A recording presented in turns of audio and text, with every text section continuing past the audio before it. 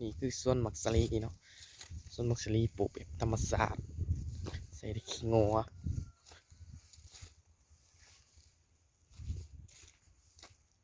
ปลูกแบบอาน้ำเขาเนาะ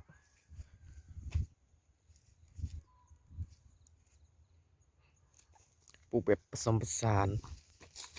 ปลูกมักสลีได้หยานี่คือกันเนาะสวนมักโมพอได้กิน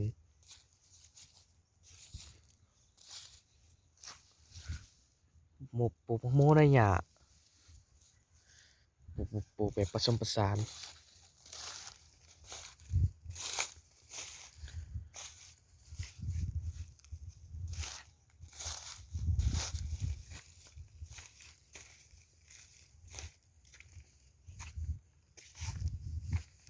ยามเช้าเนาะอากาศหนาวแห้งเนาะเนาะนี่คือตัวกินมักสลีเนาะ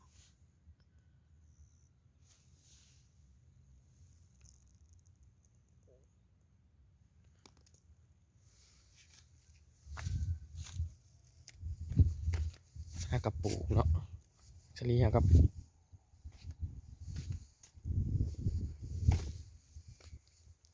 ทั้งนี้ก็คือหมักแตงพันธุ์ใหญ่เนาะว่าก็เป็นเบี้ย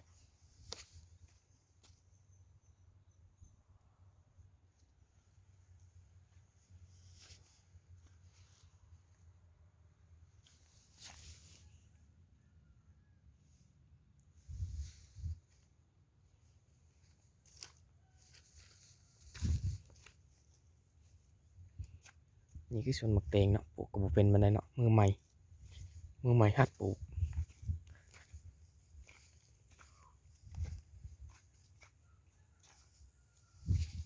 ไปปลูกได้กะแนะนำเลยเด้อ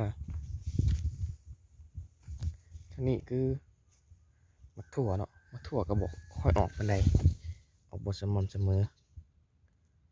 เพราะว่ามันเป็นดินดาก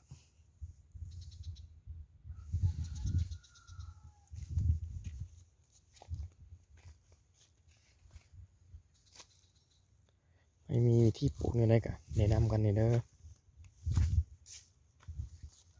เพราะว่านี่คือมือใหม่เนาะปลูกบ่ค่อยออกบันได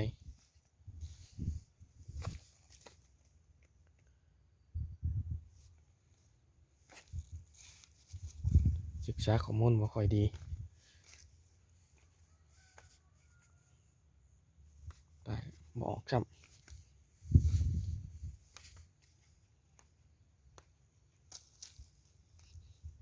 อุ้ยไถต้นเนาะแล้วมักถั่ว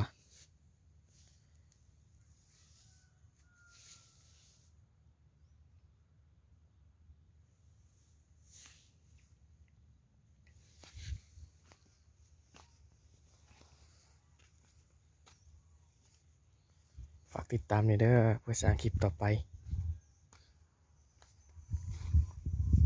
มือใหม่เนาะมือใหม่หัดสร้าง